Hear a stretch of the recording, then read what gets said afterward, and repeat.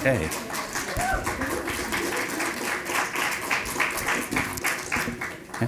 Good evening and welcome to the New York Public Library. My name is Jason Bauman and I am the Susan and Douglas Dillon Associate Director for Collection Development and Coordinator of LGBT Collections. And I want to say hello to everyone who is watching right now, those of you in the room and those of you watching online. NYPL has one of the great collections of LGBTQ history in the world, having the archives of writers, artists, and activists like Virginia Woolf, James Baldwin, Bill T. Jones, Barbara Giddings, and Kay Lahusen, and the Mattachine Society of New York, ACT UP, and many, many others. I'm so pleased to introduce a group of writers who are here tonight to celebrate a true icon of feminist poetry, Dr. Judy Grahn. Internationally known as a poet, activist, and cultural theorist, her writings have helped to fuel cultural, feminist, gay, and lesbian activism since 1965. Tonight, she is joined by scholar and poet Julie R. Enszer, who will moderate tonight's discussion, and acclaimed poets J.P. Howard and Alicia Mountain, who will discuss the continued relevance and dynamism of Grahn's work and the re-release of her groundbreaking book, The Highest Apple. You can find their full bios in your printed programs or on the event listing on the website. Originally published in 1985, The Highest Apple boldly declared that lesbians have a poetic tradition and mapped it from Sappho to the present day. Today, Grahn revisits the original text, which situates poetry by Sappho, Emily Dickinson, Gertrude Stein, Adrienne Rich, Audre Lorde, and more as central to lesbian culture, and more radically, as central to society as a whole. Tonight's speakers will read selections from the new edition, followed by a moderated discussion, and then your questions. The Highest Apple is available for purchase for those of you in the room and through our online shop for those of you attending virtually. Whichever way you purchase it, and please do if you are able, proceeds go to benefit the New York Public Library. For those of you here tonight, there will be a signing after the event, and for those of you online, if you need a link to purchase the book, we'll put it in the chat. Of course, if you have an NYPL library card, you can borrow the book for free. And you may have noticed an index card tucked in your programs. Please use those cards for writing questions, and you'll see a staff member come around and collect them for later in the program. Live from NYPL is made possible by the continuing generosity of Celeste Bartos, Manaz Isbahani Bartos, and Adam Bartos, and of course by all of you, our wonderful supporters and friends near and far. Thank you for your support, and thank you again for being here. And with that, I'll turn it over to tonight's guests.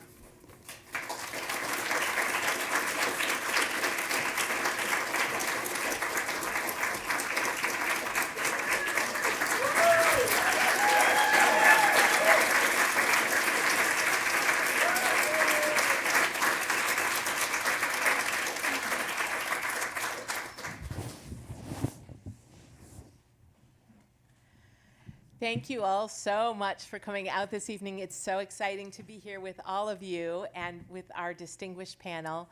Thank you, Jason, for that wonderful introduction. And as Jason said, we're going to have readings going right on down and then some conversations. So without further ado, Judy's going to read to you from this wonderful new edition. Thank you. Thank you, Julie. And this is what it looks like. It looks like a green apple. I'm so happy to be in New York City again. And I'm happy about this book being a Sinister Wisdom classic reissue. I think The Highest Apple shocked a few people in its first edition in 1985. Perhaps claiming Emily Dickinson as a dyke was premature on my part. Not that I would change that claim now that we know more about her. In any event, she kicked off the contemporary era of lesbian poetry by challenging the status quo of womanly subjects. She wrote, "Because I could not stop for death, he kindly stopped for me. The carriage held but just ourselves and immortality." And then in a more raucous mood, she said, "God is indeed a jealous God. he cannot bear to see that we had rather not with him, but with each other play. And that is almost a theme for lesbian feminist movement of the 70s, which is what nurtured and concretized the work of myself and my contemporaries. But following Emily's breaking open of the tensions in poetry by doing away with punctuation and using these dramatic dashes, Gertrude Stein simply took the whole English language apart.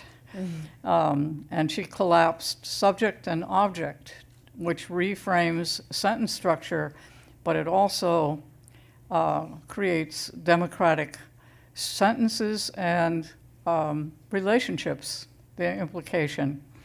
And she elevated prepositions and connectives, creating democratic sentences.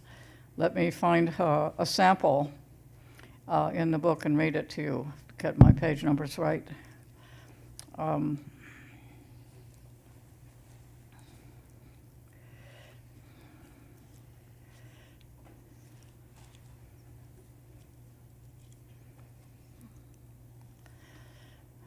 There.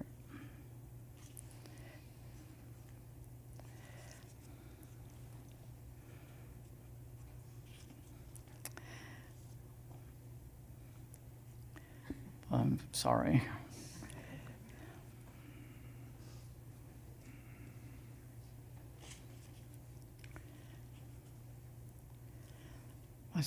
My worst nightmare is fumbling over the sentences.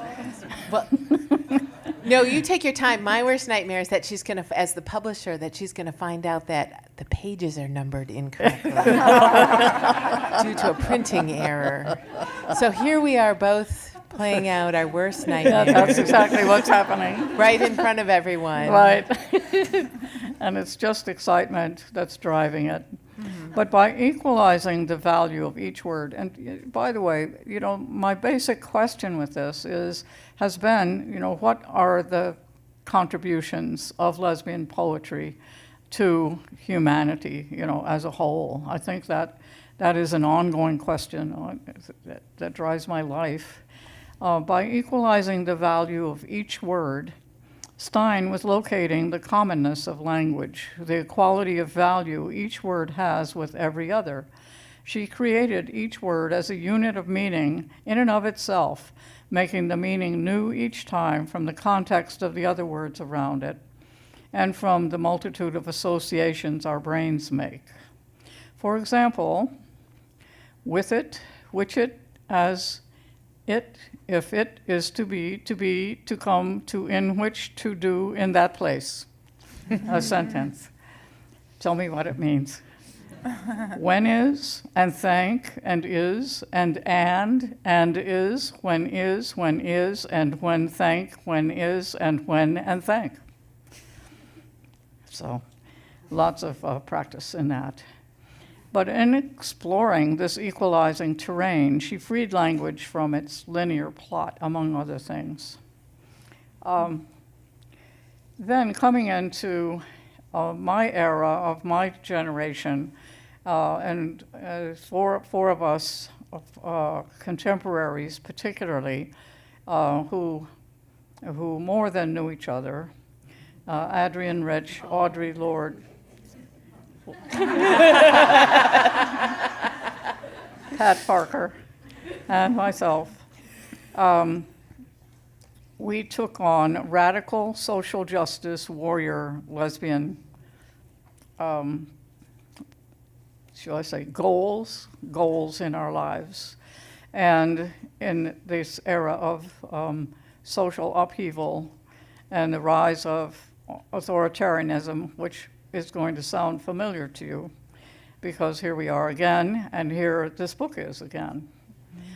So we took on the task of dissembling stereotypes, but also producing new philosophies, new ways of looking and talking about things, breaking open, for example, the imperatives of women's appearances, which was just as rigid in those days as it has now becoming again, especially in online. And I started a poem. I won't read the whole thing. It's a chant. It starts off, the woman whose head is on fire, the woman with a noisy voice, the woman with enormous knees, and goes to the end. The woman who skins rabbits, the woman who believes her own word, the woman who chews bearskin, the woman who eats cocaine, the woman who thinks about everything, the woman who has the tattoo of a bird, the woman who puts things together, the woman who squats on her haunches, the woman whose children are all different colors, singing, I am the will of the woman, my will is unbending. When she who moves the earth will turn over, when she who moves, the earth will turn over.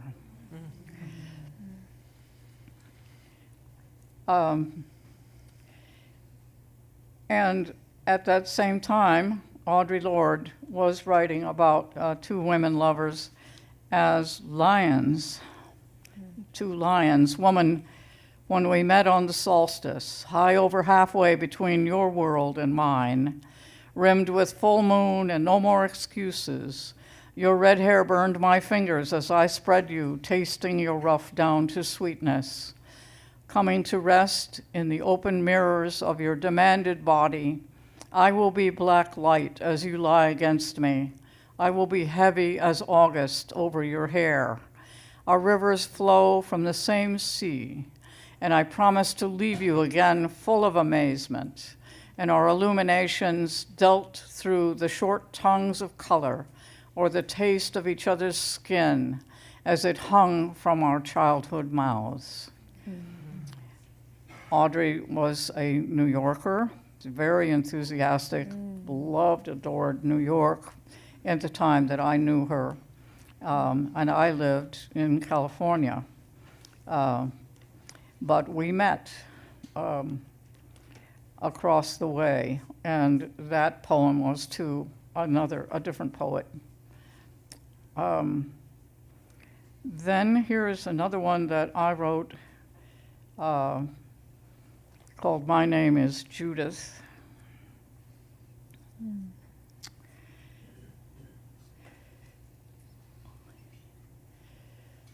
Meaning she who is praised. I do not want to be called praised. I want to be called the power of love. If love means protect, then whenever I do not defend you, I cannot call my name love. If love means rebirth, then when I see us dead on our feet, I cannot call my name love.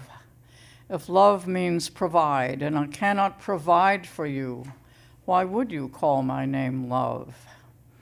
And the poem goes on and ends with saying that, when we have weapons of our own in hand and some kind of friends around us, we will call ourselves grand muscly names, including the power of love.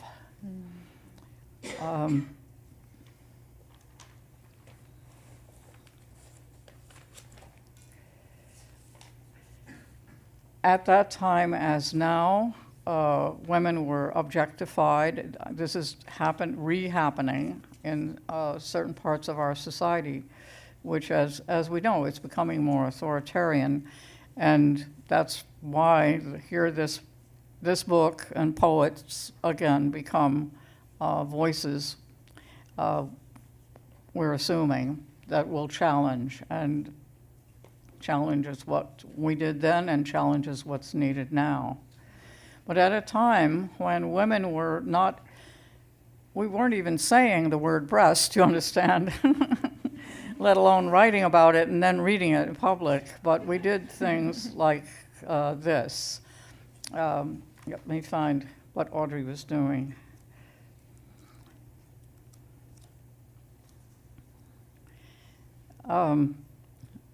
She, for instance, merged the human body with the land, curvatures of sand, nipples of sand, hard erected bosoms of sand. And she said, we met under the breasts of a summer night.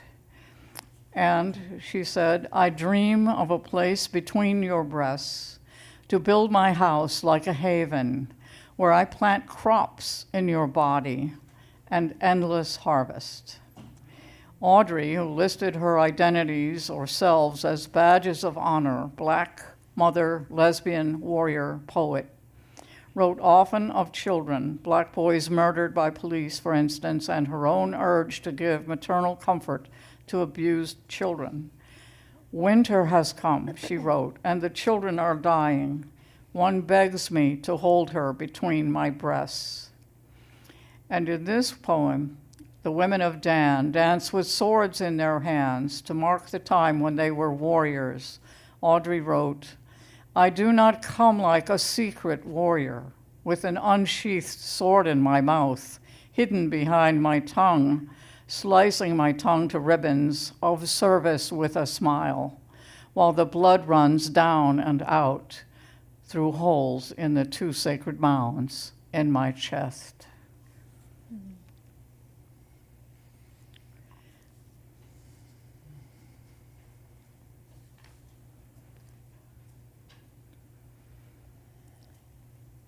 Audre said, after we started, the four of us, being influenced by each other and seeing that our poetry was influencing each other's poetry, Audre said of Pat that she was so direct that it makes me feel like a powder puff, or something like that.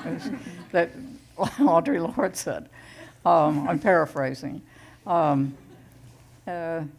But here is Parker saying something like that. I'll show you her direct voice, which also influenced my direct voice, and I became known as someone who was very direct. And I think that you could say that finally of all of us. Pat was writing about the murder of her sister by the sister's ex-husband.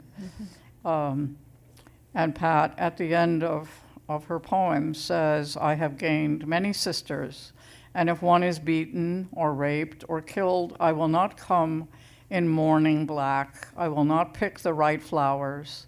I will not celebrate her death, and it will matter not if she's black or white, if she loves women or men. I will come with my many sisters and decorate the streets with the innards of those brothers in woman slaughter.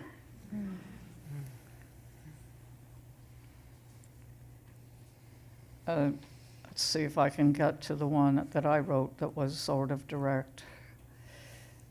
I've got a note about it somewhere, but I'm not seeing it in my script, which I revised and scribbled all over. And 2 minutes, okay. I wanted then, I'll end with another one of Pat's and then a new one of mine.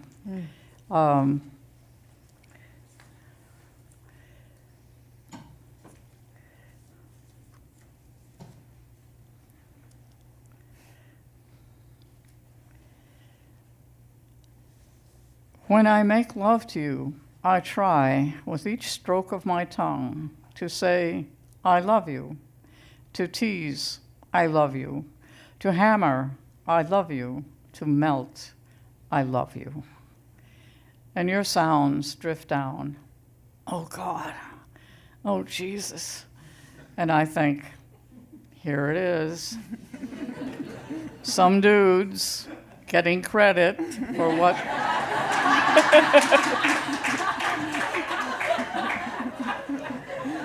for what a woman has done again.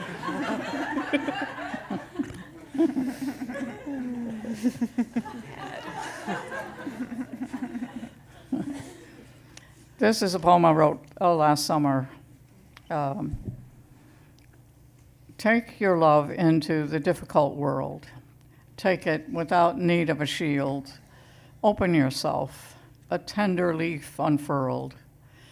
Open your clenched heart, uncurl your metal heart, heated and then annealed. Take your love into the difficult world. Let go the pattern, knitted, pearled, zipped up, closed off, steeled. Open yourself, a tender leaf unfurled. Believing in trees, sapling or gnarled, with buds to replenish the hungry field. Take your love into the difficult world, the difficult, angry, wounded hurl. Imagine planting love, the yield. Open yourself, a tender leaf unfurled. What might to life be stirred? What could be staunched, healed? Take your love into the difficult world. Open yourself, a tender leaf uncurled. Beautiful.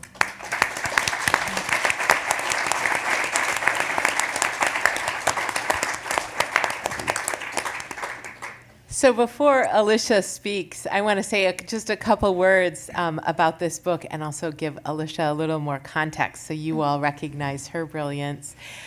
Judy and I were talking about a reissue of The Highest Apple, which is a book that I have loved since I was a teenager. I read it when I was first 19 years old. But Judy said, and this is like, a dream for an author. Usually people are like, oh, I don't want to do any more work on it. Judy's like, no, I want to rewrite the whole book. Like, okay. And essentially that is what she did. And partially I say that as the publisher, that it is a new book. And even though you may have the beautiful Aunt Lute Books edition on your shelf, you will also want this book because it reflects some new and developed thinking that Judy has done, which is really beautiful. One thing really weaving the work of Pat Parker into the text in incredible and meaningful ways, and also really thinking about different types of transsectional analysis and identity of the major poets that she has under consideration. So those are some of the contributions of the book. Also, I want to highlight part of the work that this book is doing that Alicia will also highlight. When Judy was saying, oh, I want to rewrite the whole book and we'll do a new edition, the other thing that I wanted to do is also help it find new, younger readers and help it be the sort of form of ballast that it was to me when I was 19 and then throughout my 20s and my early 30s. And Alicia Mountain and Elise Knorr stepped up and read the book, provided feedback on language, on different things to think about that were generative for Judy as she was going through a process, and really played a central editorial role in bringing this book out, including Elise wrote the introduction, and Alicia wrote an editor's note that Alicia's going to read from right now. But also I just wanted to say thank you for engaging with me and Judy in this text, for the work on this, and what a pleasure it was. And you and Elise really are a dynamic duo. Oh, so thank you. Thank you. Thanks, Julie, and thank you to Judy. I'm so proud to have the honor of working on this new edition. It was first written before I was born. And it's a text that I didn't come to know until my adulthood, until recently as a poet and scholar myself, and to kind of realize that there was this, I think of it like a soft nest or a crib prepared by an elder for me before I had even arrived into the world, and then came to find it later. It was so moving to me, and I hope that those of you who perhaps just encounter The Highest Apple or just encounter Judy's work in this season, that you feel the same way, that, oh, where has this been? Who kept this from me? What systems kept this from me? And to feel the gratitude and humility that I felt, and just to be truly blessed to have have this work speak so clearly to my experience. I'll read from my editor's note. The exciting thing about this edition is that we have Judy's beautiful text, a revised edition of that, and then we also have essays from contributors, from contemporary poets, writers, thinkers, including Danica Kelly, Kim Shuck, Serena Chopra, Zoe Tuck, Soretta Morgan, and Khadijah Queen. So that's waiting for you in your copy.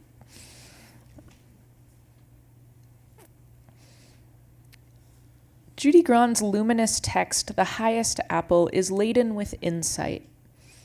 Once you've read this book through, flip the book open to any page and you'll still learn something new, understand a poem differently, find yourself in new territory.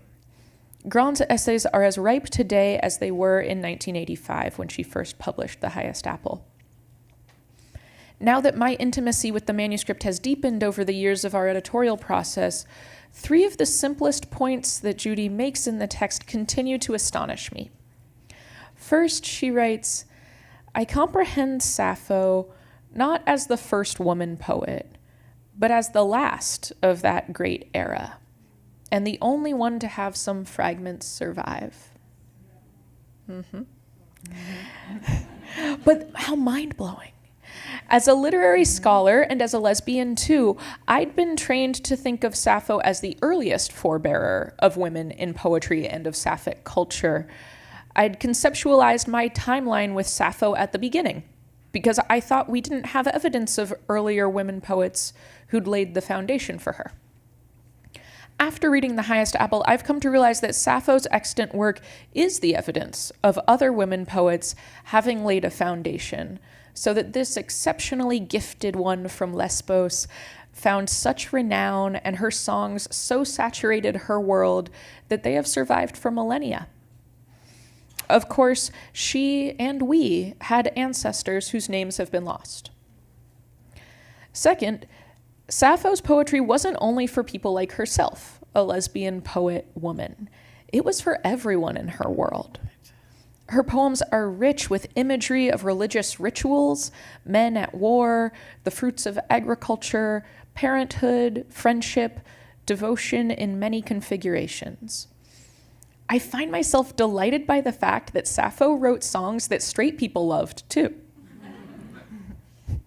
Shout out to our straight audience members. This is for you. This is for you too. While contemporary lesbian poetry may be treated as a subordinate literature, Sappho wasn't pigeonholed. This woman poet was a central and esteemed cultural figure in her world. Third, Judy writes, what was her world like? Well, for one thing, it loved her, end quote. I like to read that question and answer out loud to let it really sink in. What was her world like? Well, for one thing, it loved her. There was a world that loved a lesbian woman poet. When I say it out loud, it helps me believe that it could be real, that world was already once real and so could be again. And though much of Sappho's vast body of work has not survived, the love her world had for her buoyed these fragments across vast and perilous time. I imagine her world must have loved me also, thousands of years before my birth, having cherished her enough to keep her poem gifts that they might reach us too. There was an ancient poet named Sappho. She was a woman. She loved other women. She wasn't the first. She wasn't the last. She had company in this. She wasn't alone. Her writing was respected, admired, acclaimed, desired. She lived in a world that loved her. In 2023, these simple truths still bring me to my knees. Throughout The Highest Apple, Judy roots us, I say Grahn in the actual editor's note, but since we're sharing the stage, Judy, this very Judy, roots us in these principles. She examines a legacy of lesbian poets and poetics through the lens of Sappho, not stopping there, including, a dozen other lesbian poets, reminding us that these lineages are both vast and varied. Like Sappho, who, quote, did not write of lesbian love out of a negative comparison with heterosexual love, nor by contrasting its merits with anything else, nor by rationalizations, end quote, Grahn shows that this body of literature stands on its own. This is vital reading, not just for those interested in queer poetry or poetry by women, but for anyone concerned with subjectivity, the lyric, class and race in literature, myth-making, religion, the body, place, war, love, what I'll sum up by calling humanity. Describing Sappho's central role in the world that loved her, Grahn explains, as a poet of her whole society, she wrote stories illustrative of the doings of the gods, both masculine and feminine, wrote instructions for appropriate behavior with respect to the gods and to human society. She wrote wedding songs, as well as the overtly lesbian love lyrics for which she is so famed and ill-famed. She used an internal subjective voice in an objective public manner. I lament that The Highest Apple has been out of print for some decades because we've needed this book. I'm convinced it has instructions for us to build a public world that loves lesbian women poet subjectivities, by which I mean a world that loves anyone whose own subjectivity has been shaped in some way by lesbian people or women or poets, by which I mean a world that loves all of us, a world that loves you.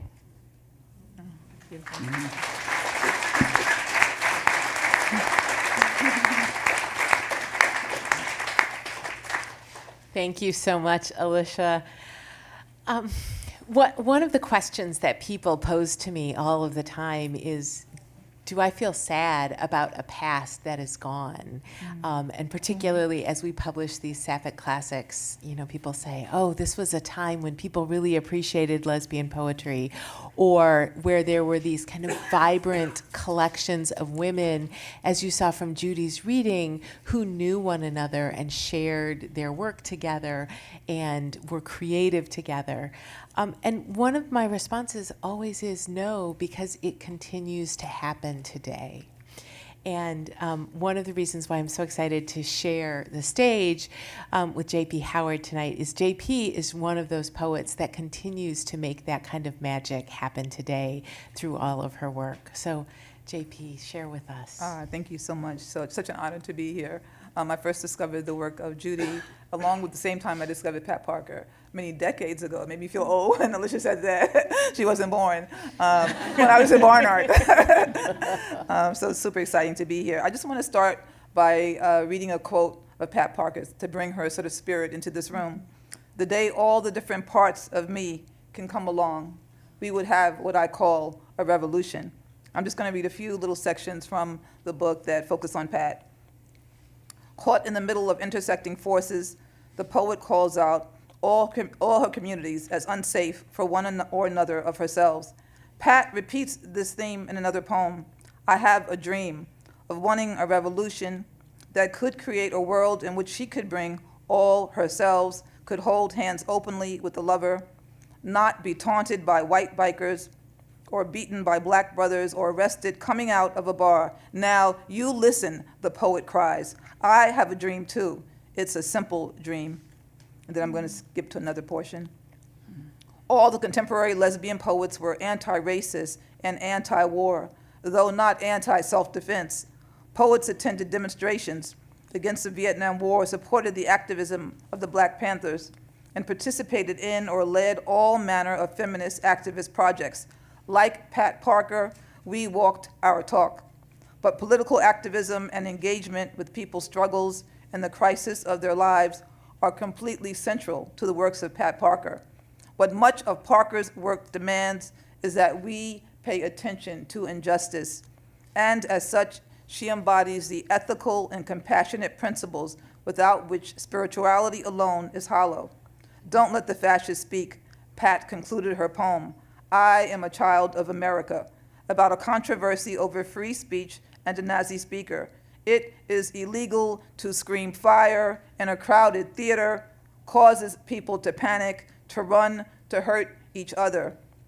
Of the many bitter ironies of racial segregation, she was especially offended by a flooded southern town whose people could not bury their dead because no one could tell the difference between black and white bodies, and the two cemeteries were strictly separated. About contemporary oppression, Pat described new chains, chains lying strains, chains lying lightweight, lying no jobs, chains lying ignorance, lying fear. How do I break these chains? Her background included 2 sets of African-American grandparents who had been enslaved, and on her mother's side, a great-grandmother who was Caddo Indian, a community that had long lived in what would become Texas.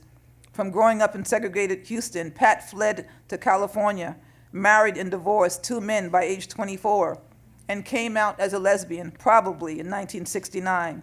She realized herself as a lesbian in a gay bar on a visit to Houston, and therefore, she said, as a joke on herself, that she thought cowboy clothes were gay clothes. So at first, she wore boots, vest, cowboy shirt, and hat, all black, of course. She told me with a big grin, I got it, cowboys come in good or bad, depending on whether the hat is white or black. So Pat was challenging white supremacist notion of good by wearing black cowboy clothes. Like the rest of us poets, Pat was in hot demand for readings that helped bring her multiple communities together with words that focused people's attention on issues just as her words also mirrored them to themselves. Though she herself did not say this to me, I believe that Pat's major work and unrelenting focus on justice were fed not only by her own horrific experiences, but also by 3 murders of people close to her. Pat's poem, My Brother, is dedicated to her gay friend, Blackberry Singer, who would occasionally visit, eat, stay overnight.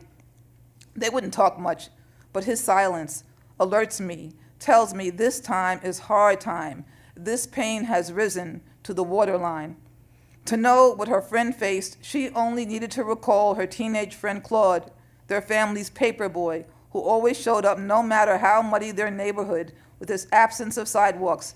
He was such a good person. Her stern father allowed her to go to the junior prom with him, but Claude was always called anti-gay names. And one day, neighborhood boys robbed him, beat him, and threw him in front of a car to his death. And then a little section here. Pat never wavered in her support for her communities, serving 10 years as executive director of the Oakland Feminist Women's Health Center. She tirelessly pushed women's issues forward and wrote Movement in Black as a paean of praise for Black women, ordinary as I'm the teacher, I'm the social worker, I'm the car hop, I'm the matron at a county jail, renowned as Phyllis Wheatley, Sojourner Truth, Harriet Tubman, and more. Contemporarily, Angela Davis, Zora Neale Hurston, Nikki Giovanni. She punctuated the performance with a pulsing chorus. Movement in black, can't keep 'em back, movement in black. Thank you. Thank you.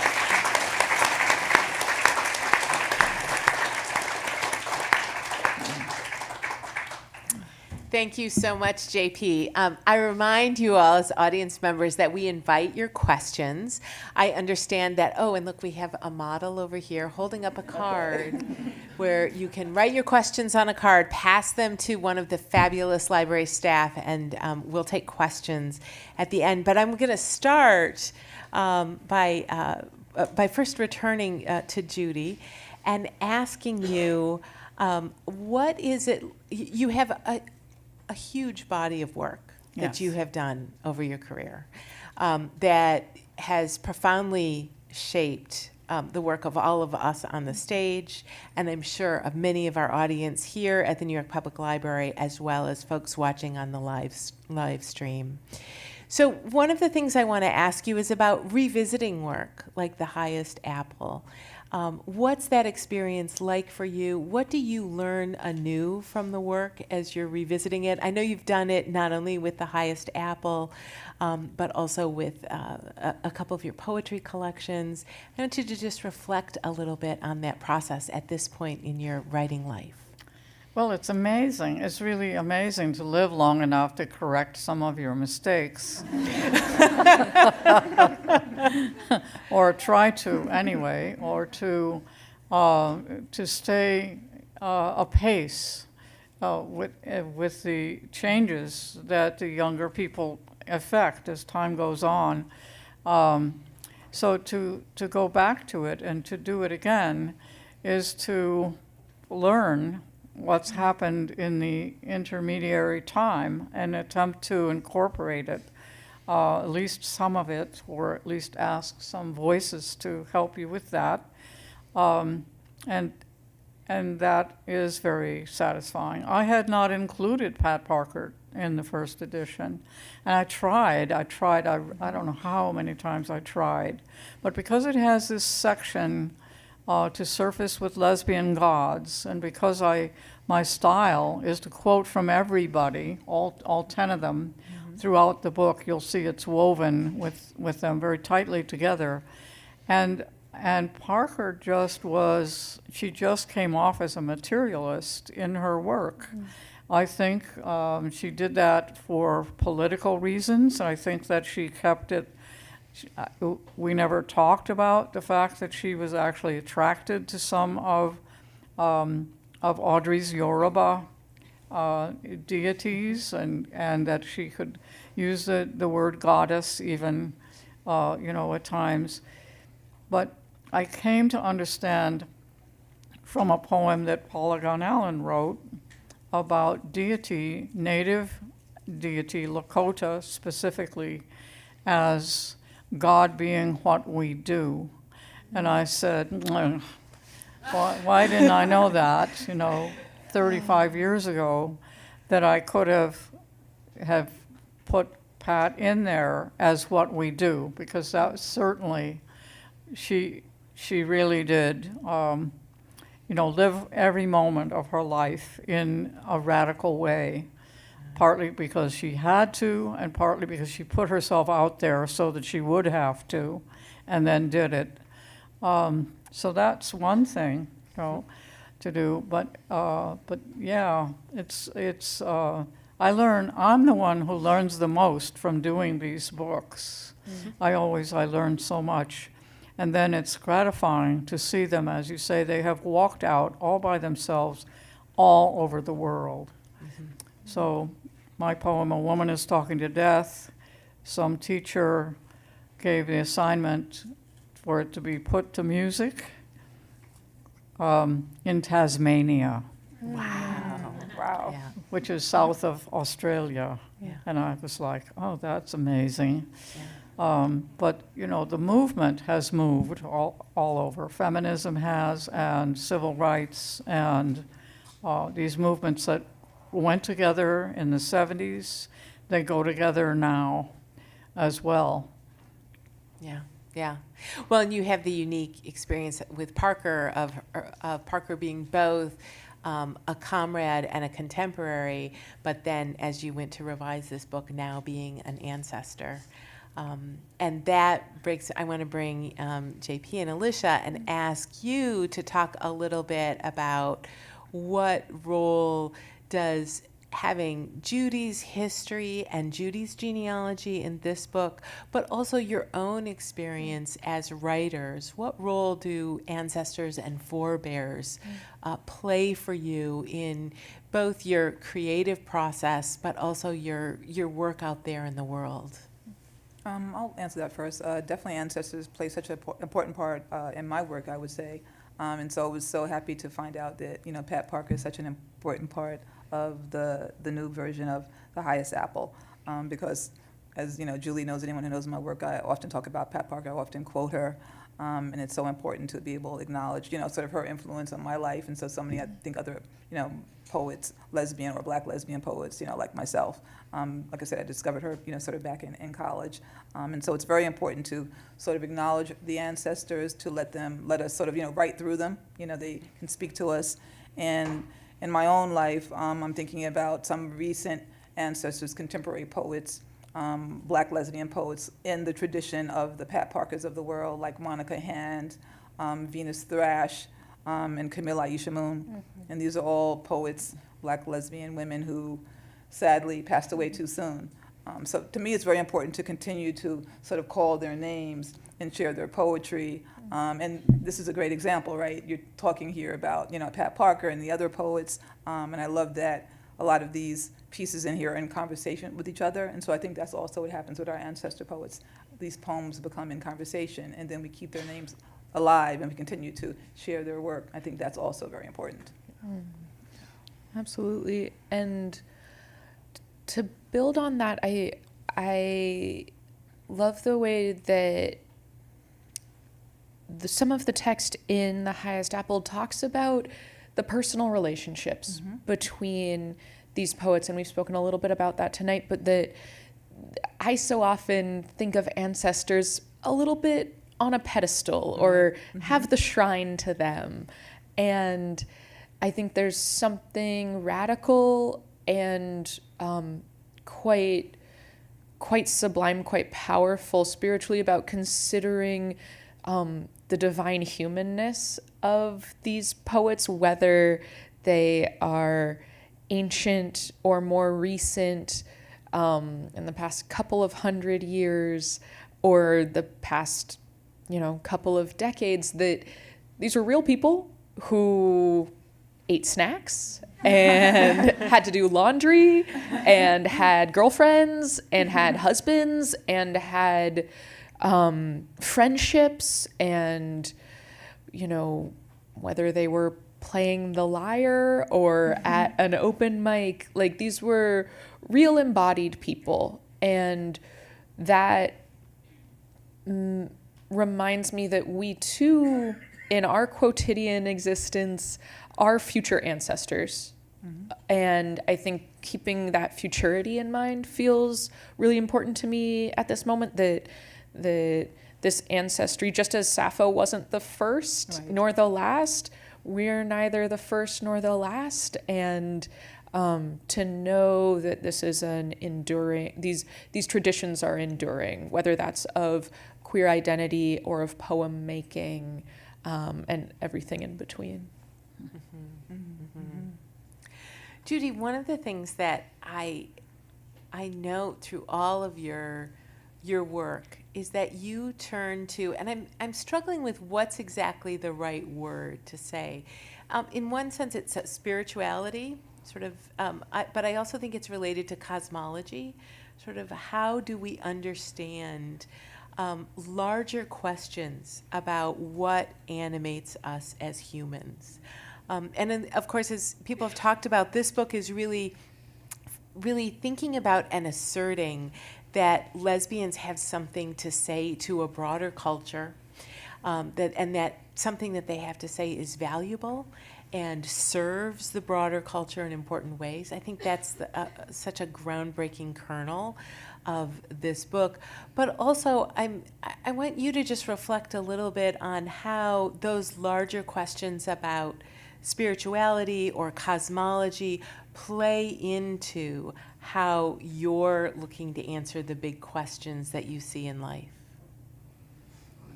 A small question. I think that we can include beauty and love in our definitions of spirit, that it's in fact essential to do that. And poets go right into those two things, and truth is in there as well. And consequently, some kind of spirit lives in the poem.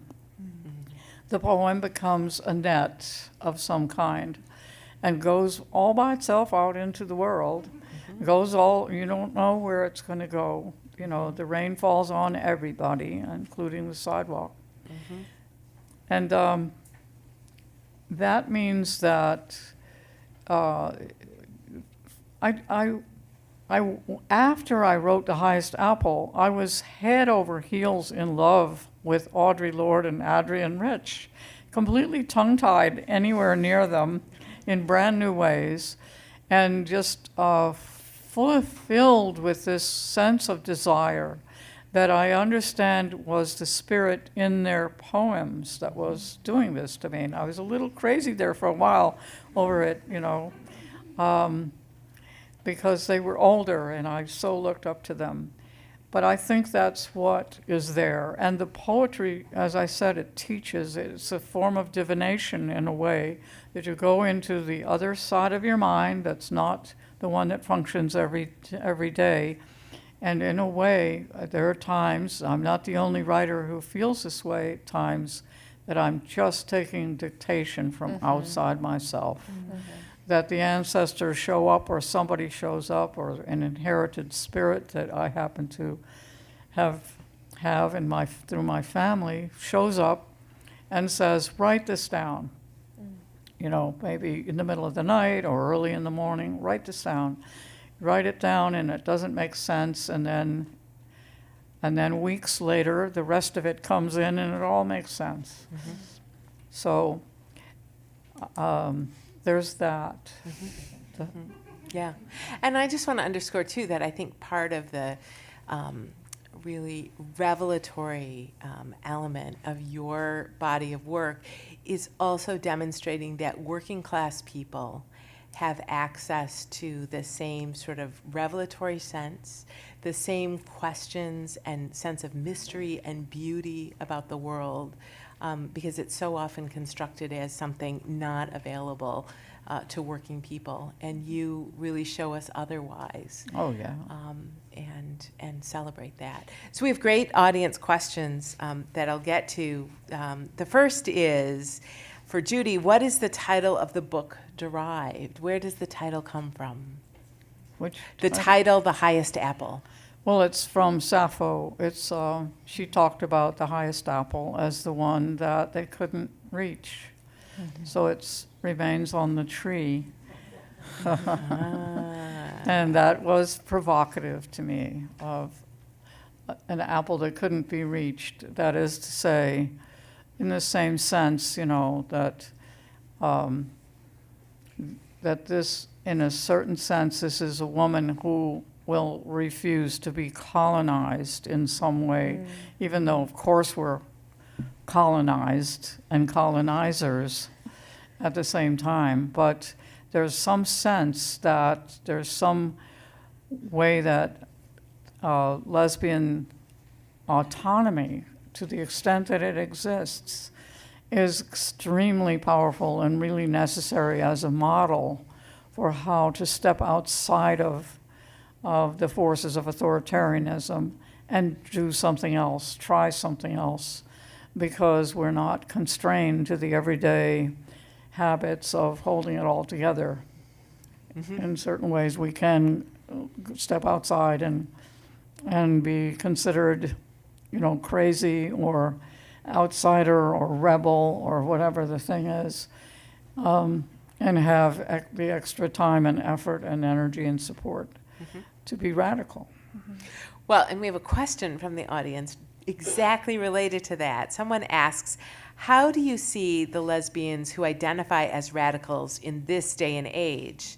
How do we fight fascism while maintaining the identity of the artist in an age where art is hyper-commodified? Well, art has always, in my lifetime, been commodified. You know, the idea that it's worth so much more, the canvas, after the artist is dead, and it goes for millions of dollars, while the current ones have nothing. I mean, La Boheme was the opera that put me in tears and led to me loving the art of opera. So there's more than one answer to this. One is that the art, the art helps make the revolution. So those two things are united. Being poor doesn't keep you out of anything if you create the structures of support that help it get going. And you may even have better motivation than some people who are more comfortable. But commodification exists, and stepping outside of that, it can be a radical act in and of itself, and then you can be a critic of it, and that is going to make you an outsider and possibly a very effective radical. As always, alliances really matter a lot. One movement learns from another movement by seeing what was the tactic that worked. Try to stay out of anger that turns into vengeful and hurtful actions, but keep it as a motivational fire. JP or Alicia, do you want to weigh in on lesbians who identify as radicals in this day and age? I love that idea of motivational fire, that to sort of maybe to start from there, what Judy said, I'm also thinking about maybe lesbians who identify as radicals, how important it is to have presses like Sinister Wisdom, right? To sort of keep their words out there as well. So that's the importance. Yeah. Right? So there is a space, right? There is a space for them to sort of share their words and to have it published and to have it, continue to be shared with community. Open mics are great too, but it's wonderful to have publication. So I think that serves a role. And my only, I think that really covers it. My only additional thought is that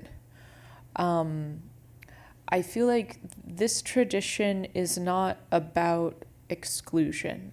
This tradition is about an orientation towards an orientation towards, as Judy puts it, alliance building, learning from other movements, rather than horizontal competition or horizontal oppression, but rather alliance building and drawing inspiration on comrades who may identify differently but are in the same fight and doing work towards the same aim. And our final question is for all as well: how important is the label lesbian? Why or why not? Do you think the term has changed in meaning and or impact over the last few generations?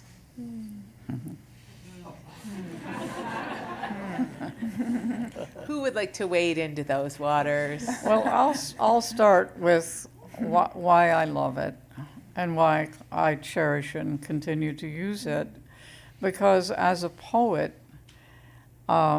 there's Sappho. So there's an ancestrage in an age that strips them away as fast as it possibly can. But somehow, lesbian continues to be associated with a poet. I like that. Excellent. I like that too, and it's like also with a land, right? With this particular island, and I think that there's another thread of Judy's writing in this text about place and an environmental sensibility, and like what an incredible thing to be a people named after a poet by way of her place in land. I think that's so beautiful. No, I love that. I definitely identify as a Black lesbian, proud Black lesbian, like in the tradition of all the poets that we were talking about today. Yes, of course, it's changed, right, over the years how people identify, and certainly respect however people choose the terms they use. But for me, it is important, and because of that, because of the ancestors, going back to Sappho and going back to Judy and Pat Parker and Audre Lorde. So for me, it's an important part of how I identify, how I relate to these ancestor poets. And it's fun.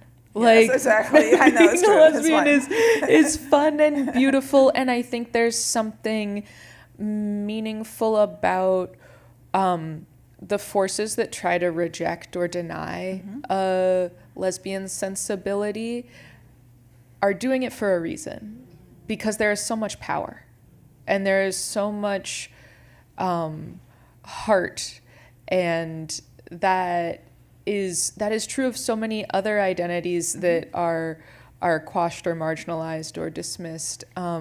So I think we're onto something. Absolutely. That's great.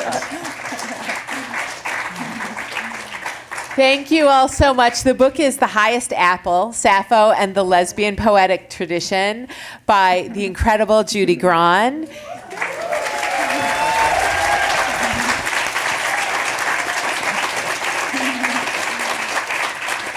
Buy a copy. You've also heard tonight from Alicia Mountain. Thank you.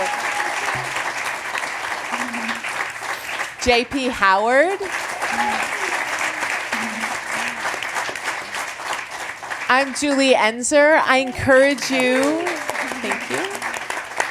I encourage you, if you're in the audience, to buy the book this evening. Judy will come back on stage after we exit and sign for anyone who's interested in signed copies. If you're watching this online, you can also order online through the New York Public Library bookstore, and they may even send you a signed copy if there are some extra tonight for her to sign and send out. Thank you so much for joining us this evening, and we will see you later.